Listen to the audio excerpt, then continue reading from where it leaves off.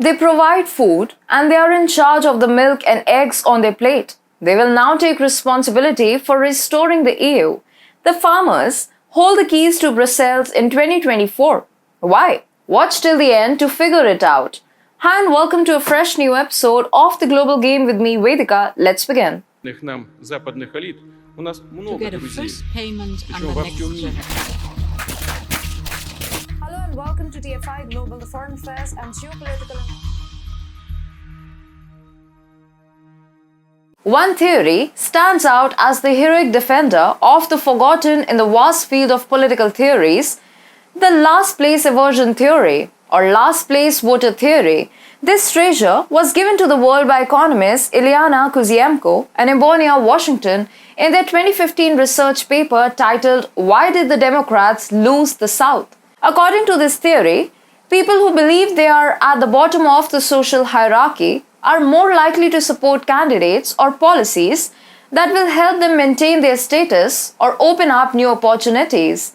Enter Europe, where a similar splendor is unfolding. The upcoming 2024 elections for the EU Parliament are almost a year away, but the preparation has already begun. Amidst the talks of coalitions and strategic election planning, one community has the power to reshape the entire EU, the farmers of the European Union. During the 2019 EU voting, farmers played a vital role due to their concerns about the common agricultural policy reforms, rural development, market access, environmental issues, and the rural-urban divide. They rallied for policies supporting agriculture, rural communities, and sustainable farming practices. Farmers' organizations sought candidates who understood their challenges and prioritized their needs, while trade negotiations and environmental concerns influenced their voting preferences. However, the last mandate turned out to be a broken one, leaving no one satisfied. Fast forward to 2023, and the arithmetic might change. The farmers of the European Union have grown weary of the current leadership, and their dissent is palpable. To comprehend this dissent, let's divide Europe into two, East and West. In Eastern Europe, farmers are irate over the EU's blind-eyed approval of Ukrainian grains. Recently, they took to the streets, blocking roads in protest, demanding action from the EU.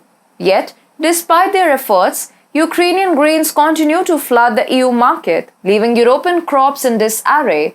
Moving to Western Europe, Dutch farmers have made global headlines with their protests, which Prime Minister Mark Rutte described as willfully endangering others, damaging our infrastructure, and threatening people who help with the cleanup. This proud farming nation is under immense pressure to make radical changes to cut harmful emissions, but some farmers fear their livelihoods will be obliterated. Geert-Jan Kloosterboy, a third-generation dairy farmer, pleads, "It's in our blood. I want to do this. And if we have to adapt to new situations, I want to, but we have to be fair. It takes time. Give me a chance."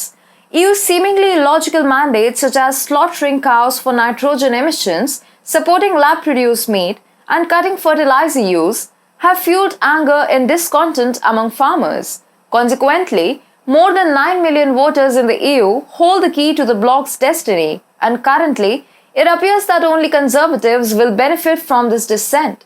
The European People's Party, EPP, the largest group in the European Parliament and an umbrella for the political centre-right, has taken advantage of new legislation aimed at boosting nature restoration.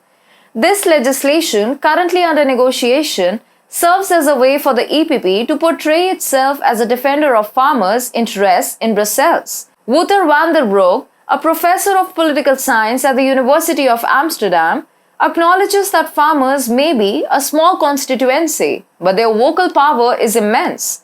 Moreover, their plight resonates with broader discontent over the rapid pace of change as Europe pushes through green legislation to combat climate change. Not to be outdone, Melanie's ECR has actively quoted farmers' votes, aiming to bring liberal EU elites to their knees. And honestly, given the current dissent, their strategy seems to be working.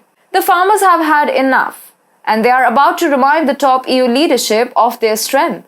With 9 million votes at stake, the fate of the bloc hangs in the balance. As the 2024 elections loom, Europe braces for a political upheaval orchestrated by a seemingly unlikely force, the farmers.